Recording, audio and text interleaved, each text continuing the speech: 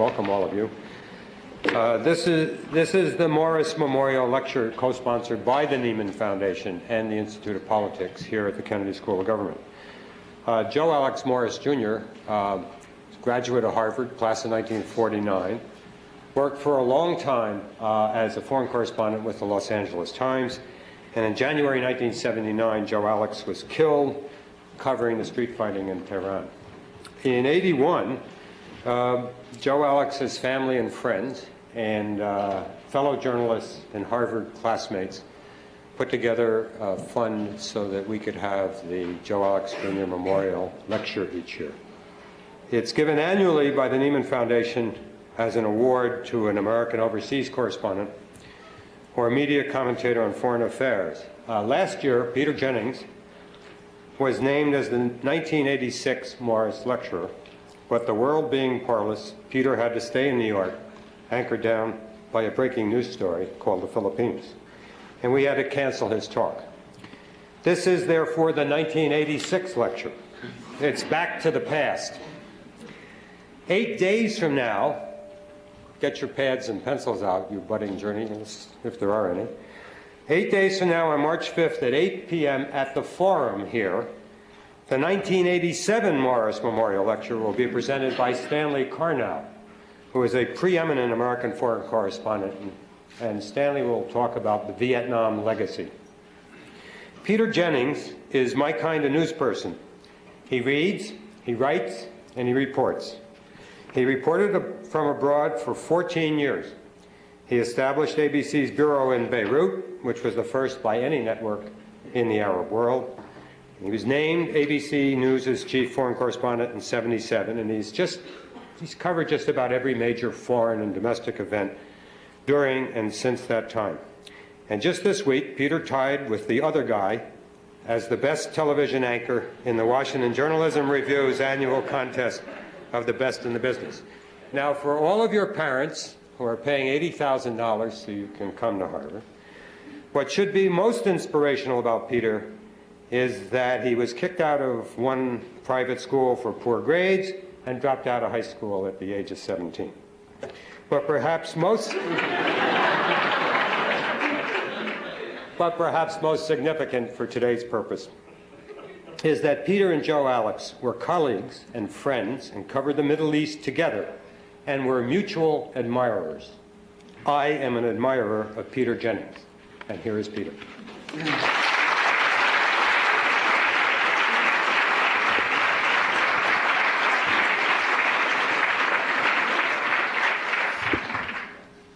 Thank you, Howard, and thank you for coming. I'm not very good at keeping time. I know that I have a plane to catch back to New York at some point, and I'm not at all certain how long it's going to take to read or wander through what I have written, but I'll start at some point, and when I get desperate, I'll just stop, because I'm told that the formula here is that I will talk for a while, and that then you will be abusive.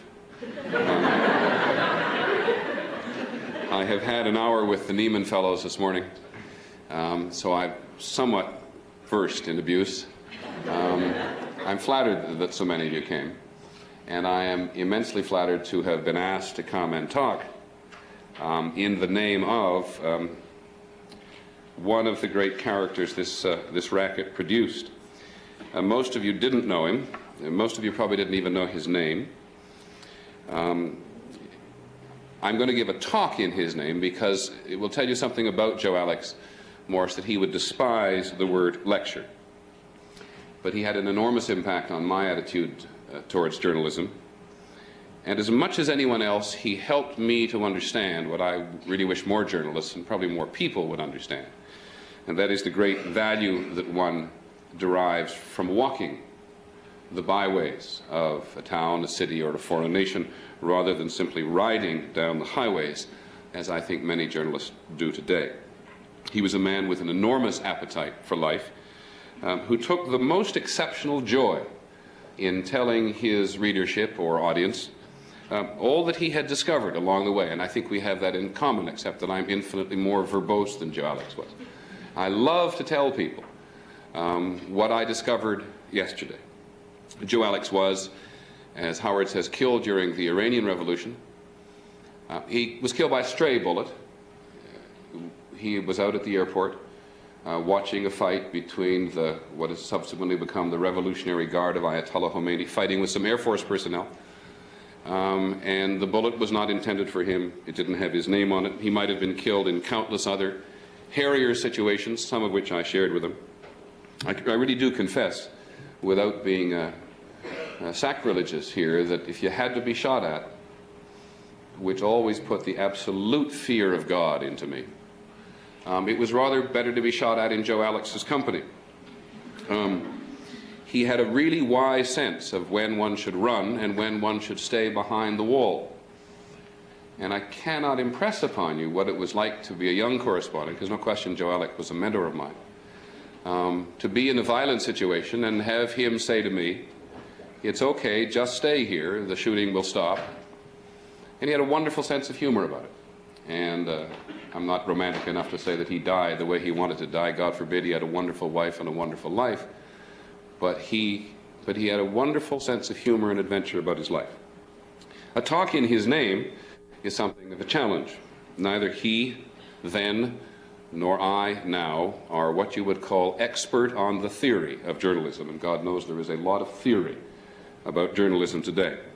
I think we would both embrace it's the first rough draft of history formula. But I think most of us are surely mindful that if we were writing or broadcasting today for people on another planet, or perhaps even our grandchildren, much of what we say and much of what we write would never make it through the ether. In journalism generally, I think we're going through a very difficult time in the country, and it's particularly true about television. Print has never really felt comfortable with television because we're in part responsible for the closing down of a lot of good newspapers in the country.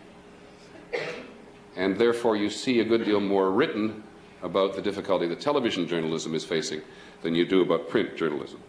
You've all read or heard, I am sure, the stories about network news being forced to rethink its role. I noted as recently as the day before yesterday in the New York Times that some of the network executives believe that we are headed towards a day when the photographer or the sound recordist will also go out and be the reporter and will transmit the story as well. The chief executive at one network argues for, or perhaps is in a position to demand, that the overseas staff of his network be reduced because the pictures are so much more readily available today thanks to technology. There's a dangerous misconception here, and it's really what I've come to talk to you about before you have a go at me. Television journalism is not just technology. And though the picture is enormously powerful, perhaps because it is so powerful, television journalism more than ever, I think, needs experienced minds to guide us through the pictures. Perhaps some are in this room. So I think the best thing I can do in Joe Alex's name, particularly for what is described to me as an audience of generalists, is to share some illustrations with you of how we do our job under certain circumstances, so that you at least may go away from here of having somewhat of a better understanding of why it is we tell you so little on some occasions, and why we have failed, I suspect many of you will think, to give you a fuller understanding of your community, your nation, and the world. Reporters and managers, and we're very different people. I was a reporter most of my life. Now I am a reporter-manager. It's an uncomfortable and ambiguous relationship. But reporters and managers are always making decisions about crossing lines. I think it may surprise some of you, but the Iranian Revolution, in which Joe Alex was accidentally killed, was not an inherently dangerous situation for a reporter, provided he wore a Canadian maple leaf in his buttonhole. The only time I think really any of us had a very difficult decision to make about danger to ourselves, direct and deliberate danger, was among the small group of us who decided, or had decided for us by our offices, that we were going to accompany Ayatollah Khomeini back to Tehran when he left France. Most of us on that flight were fairly convinced that the chances of the Shah's Air Force shooting us down in the first light of day as we entered Iranian airspace was very good. Most of us took the risk notwithstanding. The managers these days do not believe it is worth the risk to maintain a staff reporter in Beirut. In almost every case, by the way, a staff reporter is an American or a Canadian. We look alike. I happen to be Canadian. We look alike. We sound alike for the most part. The Washington Post and the New York Times, to name two newspapers, on the other hand, have no compunction at all about having full-time Arab correspondents in Beirut. Broadcasting is unfortunately not yet that sophisticated, not yet as comfortable with people on the air who look different from the acceptable norm or within the narrow range of minorities, and who sound much different than most Americans. It may happen, but as yet our failure or our inability or our reluctance to hire foreign nationals from regions to work there inhibits our ability to cover the story at the moment. So when it comes to covering the incredible or explaining the incredible sway that Lebanon holds over much greater powers than herself, the majority of people in America who watch American television for their news are reduced to second-hand reporting. And you are, I am afraid to report, the recipients of much filtered material. I'm a great advocate of filtering material and editing material, as TWA Flight 847 taught a lot of us. And I will come and talk a little bit about that. But in an unusually dangerous situation, of great consequence to the United States at the moment, you are getting pictures, but very often no explanation. What I call video flow. Incidentally, television companies have no compunction about hiring third country nationals to look through the lens in a dangerous situation. And in an age where pictures are so readily available to local stations and networks all over the country, you as observers of the news should remember that the camera person can also be an editorialist. The cameraman in television, or camera person as it is increasingly, because many women have become camera operators in the last few years, is one of the most influential people in television, particularly in terms of covering danger. There are, I'm embarrassed to say, reporters who sit in the hotel room and let the camera person go out and cover the dangerous story. When that happens, the camera person decides what you and I will see at home because he or she is making the choice through his lens. Someday in America we may get to the point where we will give camera people credit on the air. We don't at the moment, except in most unusual circumstances. But as you watch at home, bear in mind that the camera person may have had much greater impact on the news story than has the reporter. Beirut has been a testing ground for a great many journalistic practices. Some of you may have experienced the simulated decision-making process on the recent PBS series on terrorism. Did any of you see that? Okay. It was quite a fascinating experience for those of us who participated in it, and I can assure you that what you would have seen then and what I'll try to explain to you today is how a single decision on the spot can lead to the most god-awful complications. I was in the simulation ordered to order Leslie Stahl to go on board an aircraft and take pictures of the hostages on board the aircraft and talk to the terrorists. Went on the aircraft. Leslie went willingly, seeing this great scoop that she was going to have. Not an unknown journalistic instinct. When she got on in a simulation, the hijackers decided to shoot a hostage in front of her. Oh, she said, stop, turned off the camera. The hijacker then said to Leslie, turn your cameras on or the first person we'll shoot is your camera person. The point I'm trying to make is that decisions made on the spot can lead to enormous complications farther down the road. When ABC's Charlie Glass stood there on the tarmac in Beirut talking to TWA's John Testrake in the cockpit, I think you will remember, he had some very weighty decisions to make as a reporter. An experienced reporter would try to think not only what effect his or her decision would have about lives in the immediate area, his or hers perhaps most of all, but whether or not what he was doing might ultimately have an impact on national policy. It is an overwhelming argument, in my view, for experience. All news organizations encourage their reporters to be aggressive. But in a world in which we may one day be choked by video flow, pictures everywhere, the need for thinking people, dare I assume like yourselves, to become involved in public communication in the country is, I think, enormous. Example, during the Israeli invasion of Lebanon, networks and newspapers threw a lot of young and inexperienced reporters onto the story. We are often used as cannon fodder by our organizations. And many of the inexperienced reporters on the scene could not tell the difference between the damage which the Israelis had done during their drive to Beirut and the damage that the Lebanese had done to themselves in the previous 5 years of civil war.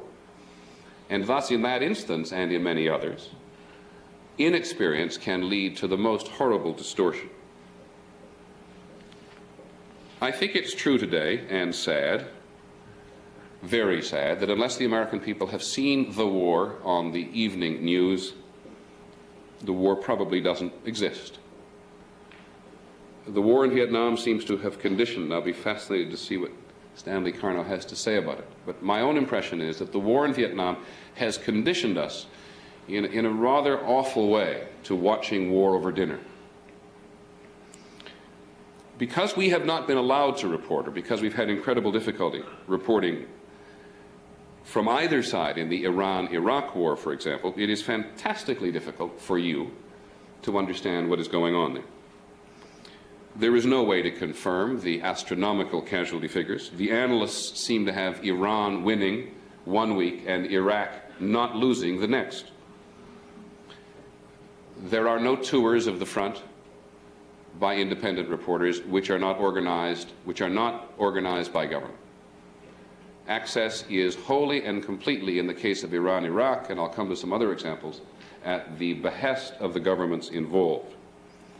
As a result, I might add, and I haven't thought this altogether through, it might have been altogether too easy for Israel to convince the Reagan administration that the Israeli view of the Iran-Iraq war was the right one for the Reagan administration to take.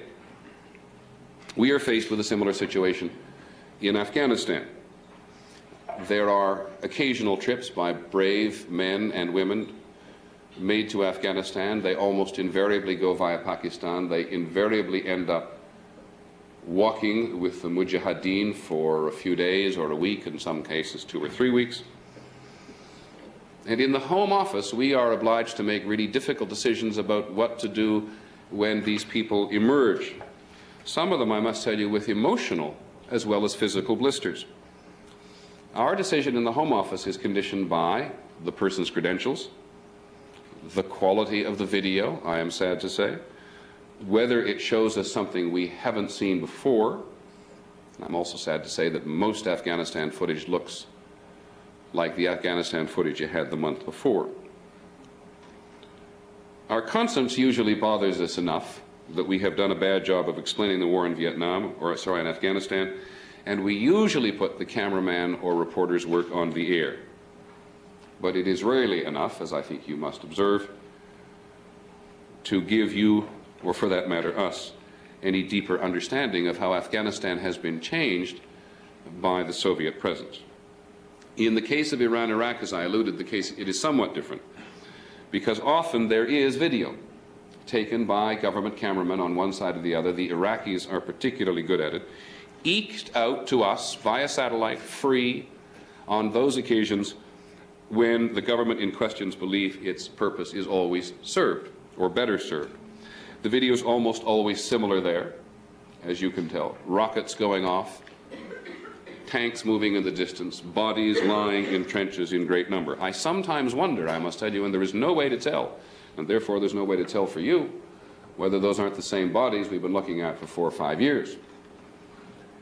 We put little labels up on the screen, which you may or may notice, called file, which means it's file footage. But I think it's like a flea on an elephant in terms of the impact that the picture has. So we are, in a sense, creating the impression, inadvertently, that they are covering the war between Iran and Iraq when we are not. What I'm trying to do is to make the point that in this day and age, journalists who understand these techniques, who understand how to use video, simply as a backdrop for political and social and cultural analysis, are as important, perhaps more important, than they have been in the country before. Out of sight, out of mind is a really serious problem for a journalist. Print or television, but particularly television. And nowhere are we more challenged than by the present situation in South Africa. The South African government, I can tell you, really knows what it's doing. If you prevent the media from taking pictures of the violence in black townships, then the violence will plummet from the front pages and the television screens of America.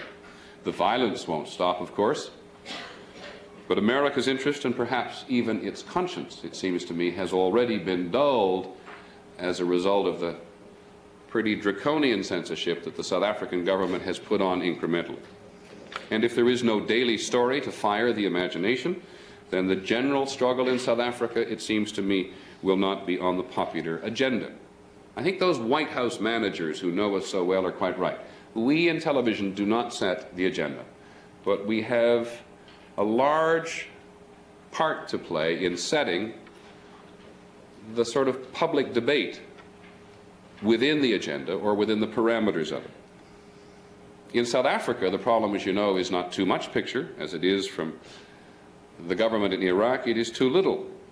The South African government has now made it virtually impossible for foreign correspondents to tell the daily story, particularly in television. When I say the daily story, I mean the one about the children being arrested without charge, about the kind of people who have disappeared because they have taken it upon themselves to publicly challenge the present system of racial separation. We're still free to document much about South African life, but I must tell you it's very hard as an editor to be convinced by the correspondent there that he or she should do a really good takeout on the impact of the great trek by the Afrikaners to the Transvaal when you know that you cannot report about the indiscriminate shooting by the security forces around the corner. You feel like the South Africans are getting away with it. And so the story tends to drop away from the front pages and from the screen. There does come a time when every news organization ultimately takes the risk and says, the story is so important, damn the censorship, and we'll run the risk of being thrown out. We've tried it a couple times ourselves in South Africa. Much to our surprise, we haven't been thrown out yet. I think sooner or later the South Africans will get us all. As you know, they recently got Alan Cowell at the New York Times. The LA Times had to make some kind of a deal, which I don't understand, in order to stay. They're doing it with their own press. We want to stay as best we can, but it's going to be extremely difficult. Let me return for a second to the general dilemma of network news. In all of this talk about how satisfied you would all be having your major national and international news reported by someone on your local station, I think we are forgetting that one of the most crucial and sensitive decisions made by news managers is what person to put on what story. It's a process I go through every day. Were I assigned to do a story on the impact of Harvard on Cambridge in a hurry, I think you can imagine it would be a pretty superficial job. Every time a local station, or for that matter a network, sends a greenhorn to work in a foreign land, you and the audience take a risk on his or her experience, or lack of it. One of my colleagues at ABC was murdered in Nicaragua, Bill Stewart, at the end of the Somoza regime. The Sandinistas were coming to power. It was the last days. He was murdered in cold blood, and many of us have never got over it. He was also murdered on camera. And a young woman who works with me the other day, who used to work with Bill, said to me in a very bitter outburst that before he went to Central America, he was scared out of his mind. He knew he was unprepared. He'd only worked in one country before in his life overseas. He didn't speak Spanish.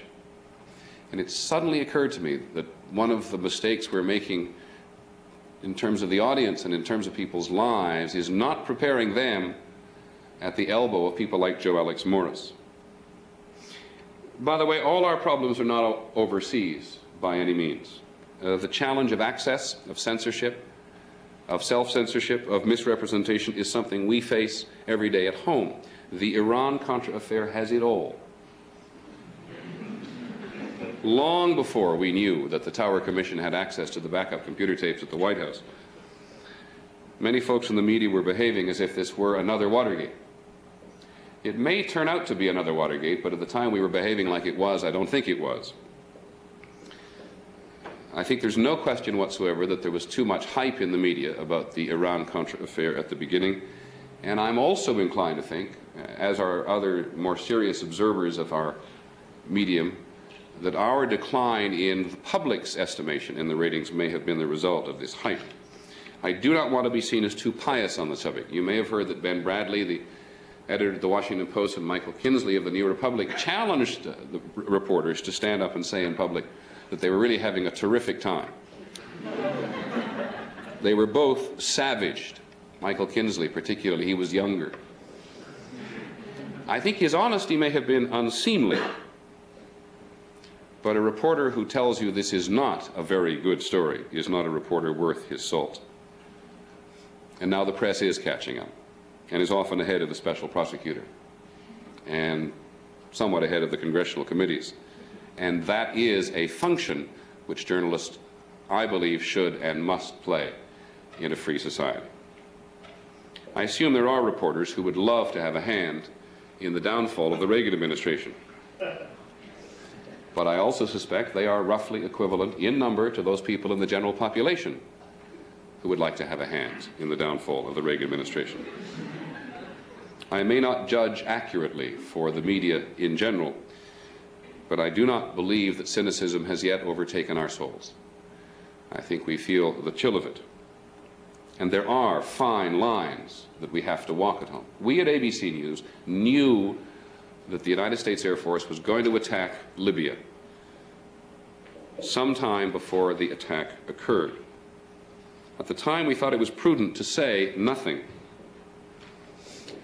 Now we have learned, as a result of Cy Hirsch's piece in the New York Times Magazine last Sunday, that the intention of the Reagan administration may have been deliberately to kill the head of a sovereign government, Colonel Gaddafi notwithstanding. Had we known that, I wonder whether or not we should have kept silent, just because it was Gaddafi. Most often people get angry at us because they don't believe we give the president respect. I get more mail about Sam Donaldson.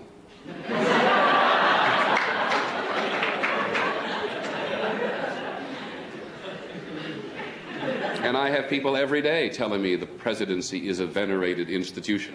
I know the presidency is a venerated institution. But I also know that Ronald Reagan, who cannot remember when he gave an order to send arms to Iran, is a politician who is answerable to the American people. And what would you have us do, he says plaintively, when the Chief of Staff has us in to tell us about the spin control they're going to put on the disaster at Reykjavik? What should we do when they take the truth and twist it to fit the administration's image of itself, and then tell us they are taking the truth and twisting it to fit the administration's image of itself? And how would the American people in the main have us respond when the Secretary of State and the President's former National Security Advisor tell us it is perfectly all right to use the American media for a disinformation campaign against a foreign leader?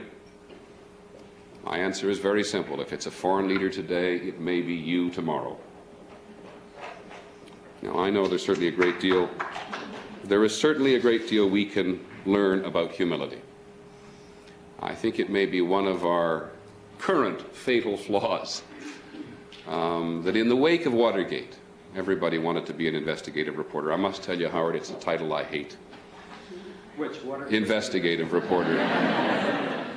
Investigative reporters are a peculiar breed, but everybody wants to be one. And for a long period of time, everybody wanted to ascribe to themselves the title that they were an investigative reporter. Not many people are qualified to do it. You must perhaps at this point be asking why he's saying all this stuff to you. I must say it's really a measure of self-promotion and a measure of support that I'm looking for. I hope not too many of you are saying that to yourselves, but I came to say that to you before answering questions because you as influential Americans are going to have an enormous effect as you get older and as you go forth from this somewhat cloistered environment on what kind of an information and communication system we have in the country. We do have, indeed, a crisis in the public airwaves of America. Don't ever forget that they are public, even though they are deemed on occasion to be owned by corporations. There's no question that television news particularly got a little too fat for its own good, and we are suffering through reduction pains at the moment. But I think they at least know in Detroit that when you rebuild a car or make it smaller, you don't simply improve it by knocking off the bumpers, you redesign it. What is happening to television news is important because there is no country in the world, and you have Professor Polsby here who will tell you all about this. There's no country in the world where television plays such an integral role in the political, in the social, and in the cultural environment of life. Broadcast journalists, I would argue, have devoted more than 3 decades now to developing what we believe is a responsible service for the American people. Flawed, without question, but much more today than the wire service of the air it used to be. And it seems to me only common sense that because the American people rely so much on television, in some economic segments of the society rely totally on television for their information, that we would want it to remain, we would all want it to remain as citizens, coherent, responsible, open, and staffed by experienced people. I'm not going to dwell at any great length on the need for mastering the technology in a world in which, when you ask arbitrageurs if they're worried about what effect this is going to have on Wall Street, they say, no, we'll move to Tokyo or to London, because the information, the technology has allowed us to push the information around so easily. I would simply hope that you, as I said, as influential Americans, will demand first-class journalism. Because, to put it in its simplest way in conclusion, if you don't have it, and if you don't guard it as we try to guard it, then you are quite likely to have at large an ill-informed electorate, which is quite likely to elect ill-informed leaders. And there and then would we all be.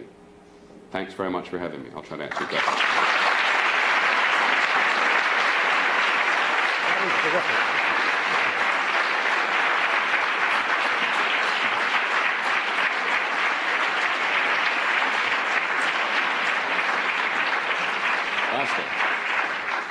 Now, the worst thing that can happen, oh, thank God you saved me. Yes, sir.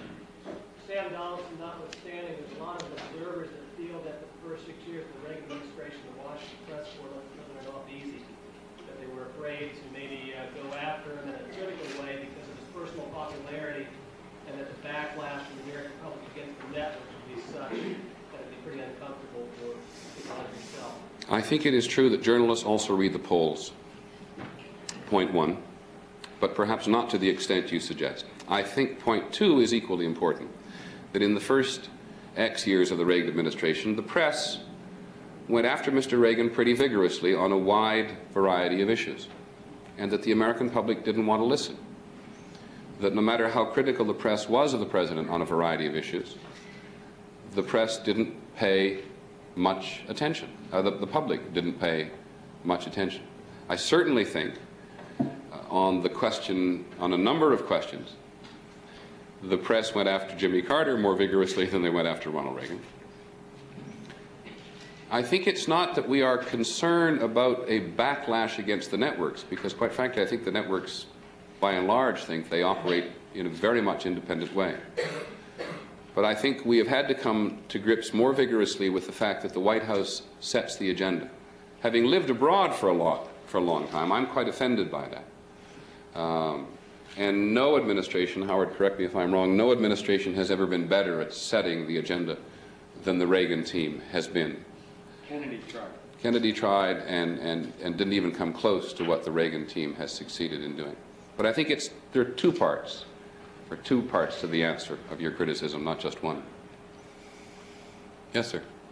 Is there a danger now, at the height of the Iran scam scandal, the press is going to be so preoccupied with its they're essentially going to push a lot of other important issues to the back pages, specifically the ABM treaty that's been changed in interpretation recently, the attempt of James Baker to reinflate Western European and Japanese currencies, changes within the People's Republic of China that may be important. It seems like a lot of very important things are getting pushed aside, that Iran scam may be working as a smokescreen for White House initiatives or lack thereof on many other crucial issues.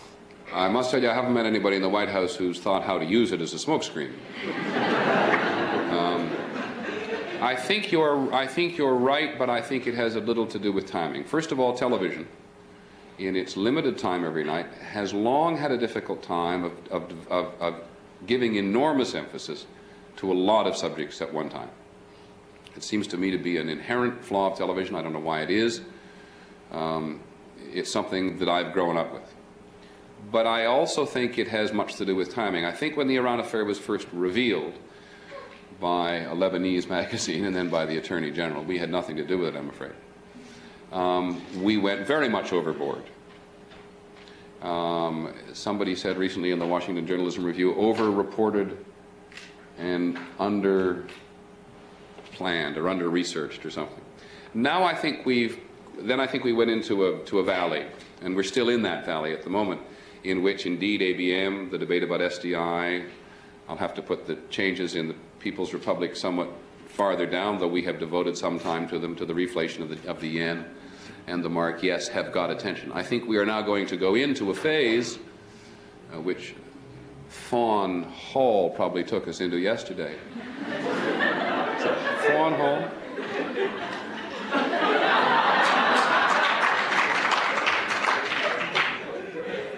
Where we will probably give more attention to the Iran affair again than you would like. Not just because of Fawn Hall, but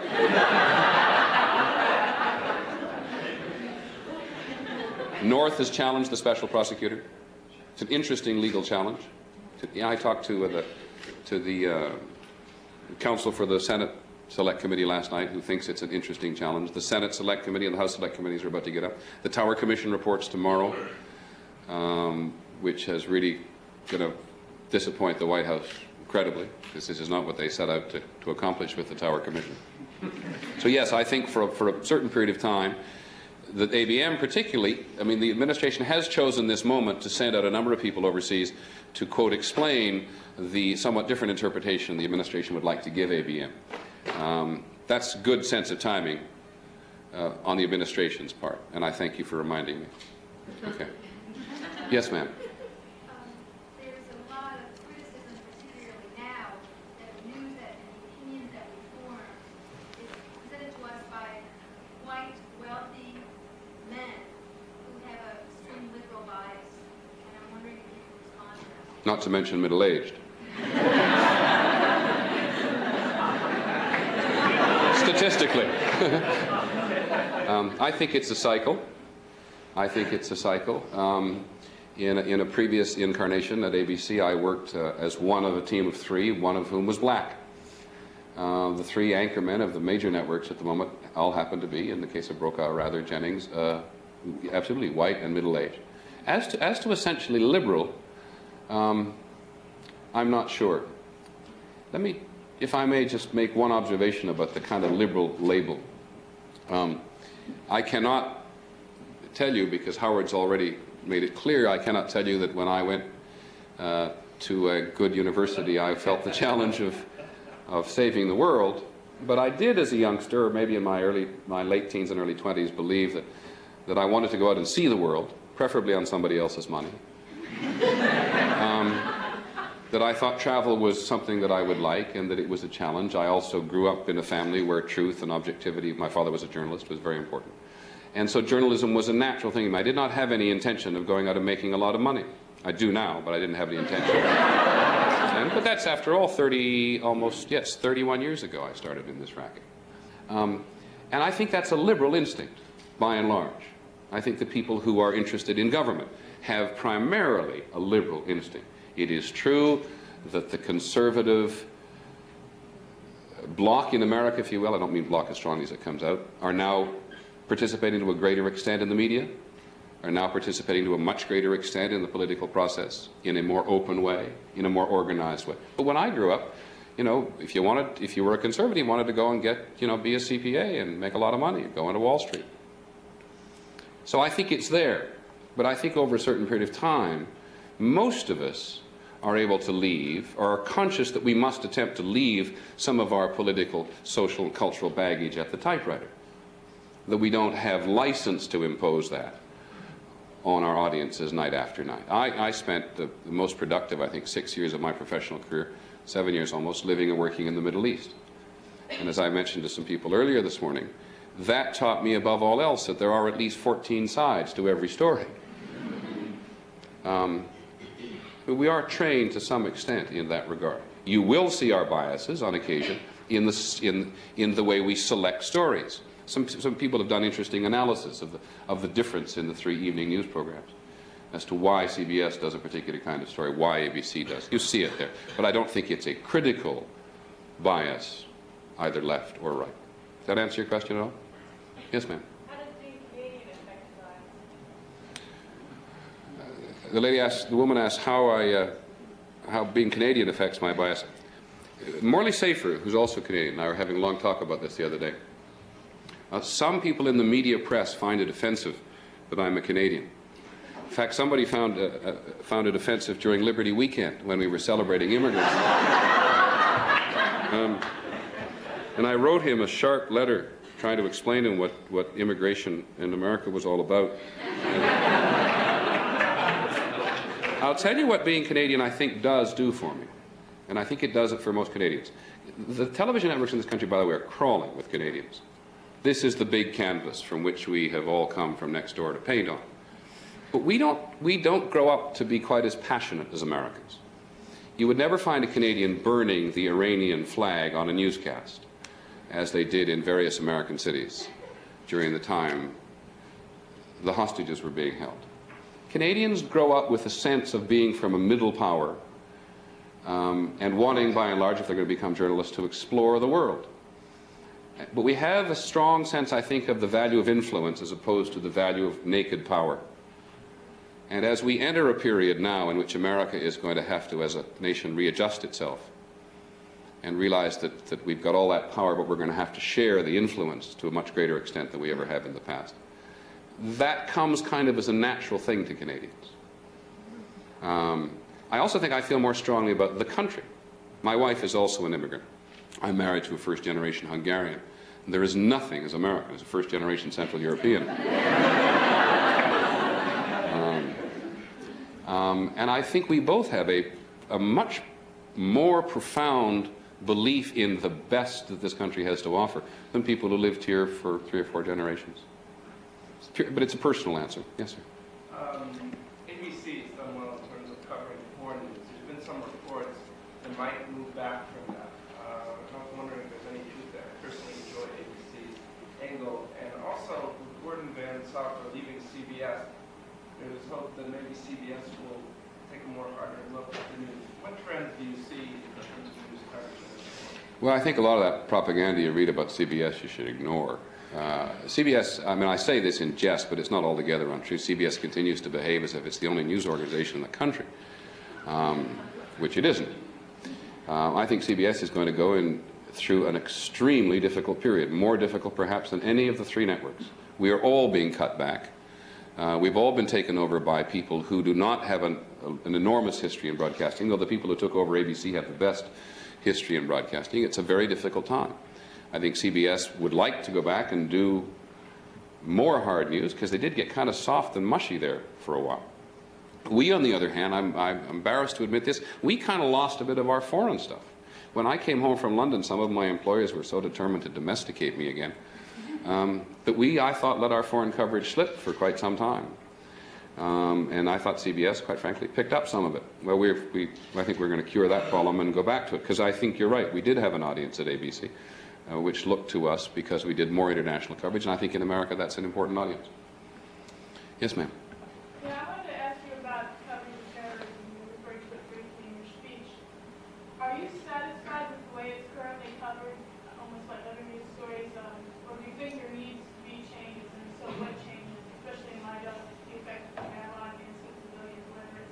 airplane hostages or the hostages in Lebanon. Kind of wish the stories and press stories here have led to hostages being beaten over there. Whether that's factual or not, I think the risk is there. I haven't seen those stories, so this woman asked whether or not I see any improvement in our coverage of terrorism and do I have any observations. I think we're getting better, but we have a very long way to go. I think we learned a lot from the Iran affair, some of the lessons, when we went bananas, right? Some of those lessons, but not all of them, we applied to the situation of TWA 847. In 847, we learned some more lessons. We learned, for example, that you should never put raw video on the air of the hostages, that there are serious ramifications of even participating in that kind of a situation in the first place, which must be studied. We have learned, I think, as a result of the marine disasters in Lebanon. I know we've learned this in my own shop because we don't allow it, that you no longer stick microphones under the noses of grieving relatives and say, how do you feel that your son got blown away? I think we've learned something about taste, in other words. I'm not sure we've come absolutely to grips with what we should do about terrorism in terms of coverage. If Americans are kidnapped in some part of the world, I think it is more a sort of an American instinct than it is a media instinct to become instantly concerned and to have that become an enormous issue. One America. There's an axiom in journalism, which I'm not sure I should share with, well, I will share it with you. Because it's true. I mean, it's 20,000 Mexicans, 4,000 Pakistanis, 17 Englishmen, and an American in terms of news value. One American is equal to, what was it, 20,000 Pakistanis. It's an old cliche. It goes back to the early days of print. The point I'm trying to make is that one American being kidnapped or a group of Americans being put in such danger is a matter of enormous concern to the society, not just to the media. And I think in part when we go after the story, and it is a big story, we're reflecting some of that. We disgraced ourselves on occasion, as we did with that famous news conference at Beirut Airport, when we looked like a bunch of piranha circling the hostages and their guards for an interview. That kind of thing, I think we will get better. We will not stop covering it. We will not agree to the demands of some people in the society who say we should never cover terrorism. Covering terrorism is ironically a sad but rich window of opportunity, because it gives us a chance, believe it or not, to take the whole issue of terrorism and get it out before the public in its broadest dimensions. One of the things that disturbs me most about the administration is that it thinks that terrorism exists in a vacuum, that you can simply deal with terrorism militarily. And there's very little thought, as best I can tell, given to the long-range environment in which terrorism thrives, not the least of which at the moment is fundamentalist Islam. So they provide windows of opportunity for us. And we're prone to excess. I think if we're really guilty of anything, we're prone to excess. I do not believe, for example, that when we go on the air and talk about the terrorists, that they're listening to us.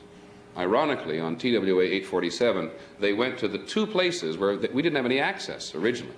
They went to Algiers, where the Algerian government put an absolute clamp on news coverage, and they then went back to Beirut, where there were no American reporters at the time. We got in, obviously. So I've never agreed to the thesis that they went to Beirut so they would be readily available for us. But there's no doubt whatsoever that the terrorists will use us, and have used us successfully, in terms of putting forth their image. I do not believe that all terrorists set out to hijack airplanes just because they're going to get on the evening news. But among the more sophisticated, there is no question that it is part of the planning to bring what they regard as a legitimate case, in some cases, to the attention of the world at large. Yes, sir. Before you alluded to the networks cutting away some of the fat in the news divisions. And I'm curious if you think the news divisions can or should be run along the lines of a traditional corporation. I think news divisions can be managed by people who understand money. In fact, I think one of the dilemmas is that as a broadcaster, I know, for example, as a broadcaster, if I'd make a lousy manager. I think it requires particular talent to manage large sums of money.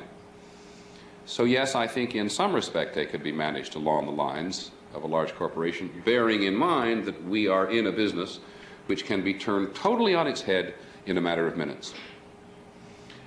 if you're going to build widgets, you know you're going to build widgets, X number of widgets by the end of the month. I did not know yesterday that we were going to go on the air live on Thursday morning with the Tower Commission report. That costs money to do that because we're going to disrupt the commercial schedule of the entertainment side of the network. So if you have managerial people who understand those imperatives of news and who understand that we are naturally profligate people, I don't see why not. Yes, sir. You mentioned in your talk that ABC knew about the Libya bombing before it happened. What decision-making process do the news managers at ABC go through to talk that out? And how would that have perhaps changed if you had known the Reagan administration's real intentions? Well, I alluded to what I think we might have had very serious second thoughts. We probably, I think, would have reported if we'd known that the administration was out to kill Gaddafi that afternoon. That's just a guess, because, as you point out, it is a fairly vigorous process. Often we're called by people in government and asked not to impinge on the national security, and we're sensitive about doing that. In part because of what this gentleman asked earlier about the sort of sensitivity in the society at large. We do not want to be seen as unpatriotic these days. I'm not altogether sure what that means, but there is a sensitivity about that. It is a group of managers will sit down and say, do we believe the argument that in the war against terrorism, which is how it was put to us, that we are going to do damage to the national security of the country or the national mandate of the country by going on the air and reporting an attack that's going to occur in a matter of hours. And the decision by management was not to report it. Had we known he was going to go straight for Gaddafi, I would have argued very forcefully against holding the news back. It is against the law to assassinate a foreign leader. Yes, sir. Just to follow up on that, you mentioned the Seymour Hersh article earlier that pointed out that the purpose of the attack was to kill Gaddafi. But what you didn't mention, that same article also suggested that Libya had nothing to do with the terrorist bombings that preceded that attack that we used as a justification for that attack. Now, you just said that you wanted to make sure that ABC News really doesn't want to be seen to be unpatriotic.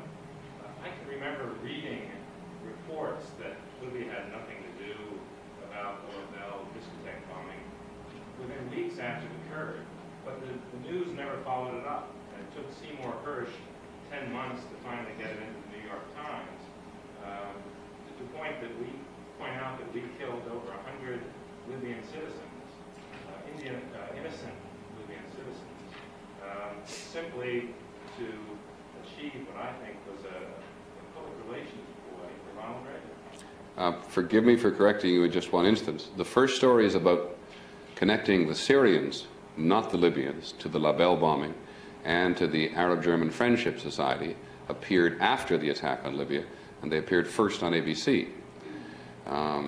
I don't usually toot our horn with any particular joy, but that's the case. We were the first ones to break the Syrian connection and reported it immediately. But it was after the bombing on Libya, not before. I mean, I take your point in that. If you asked everybody now, or if you took some sort of a public opinion poll of who was responsible for the Labelle discotheque bombing 10 months ago, I would assume that 90% of the people would say it's Libya. So in other words, maybe you corrected yourself, and I happened to miss it because I didn't catch your news that evening. But your follow-up, do you think that the follow-up Is sometimes weak. Yes, no, I do. No, I don't think it does. I think you're absolutely correct. I think it is one of our flaws. We are constantly accused of it, and it's a sin of ours. That the accusation is invariably louder in journalism than the correction. Next question will be the last one. And it is also sometimes true that the correction, even if deemed to be as loud by those who make it, is not heard as loudly by the public. And I think that's particularly true in television, where the power of the picture and the power of the act is overwhelming. At the time of the bombing, I hasten to add, all three networks, because I remember Charlie Glass's reporting for us from went very heavily on the death of civilians in Tripoli and the confusion about what the target originally was. Yes, sir. Well, you had said previously that you believe that terrorists sometimes use the United States media or all media as a tool.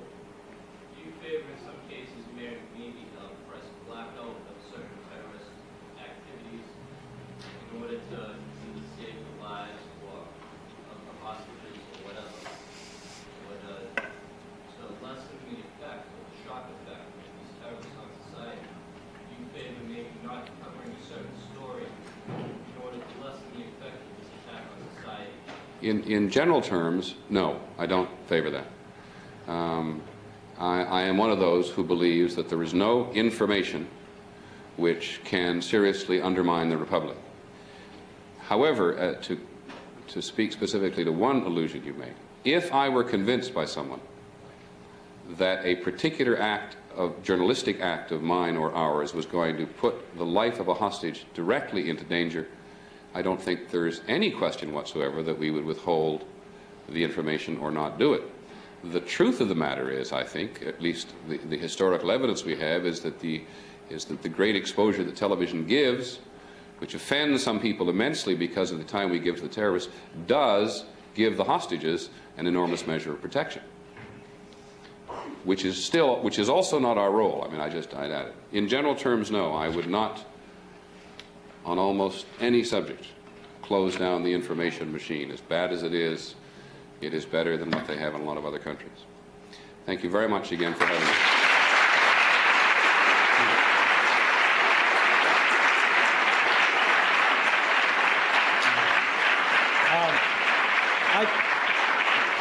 I'm sorry to have to cut this off, but I promised Peter he'd be out of here by 1 o'clock. He's going to be on the air tonight. He's got to worry about those lovely airlines we now have. But you all, I think, had a very rare treat today, and I thank Peter personally, and I thank him on behalf of Neiman's, Joe Alex Morris, Jr., and Harvard.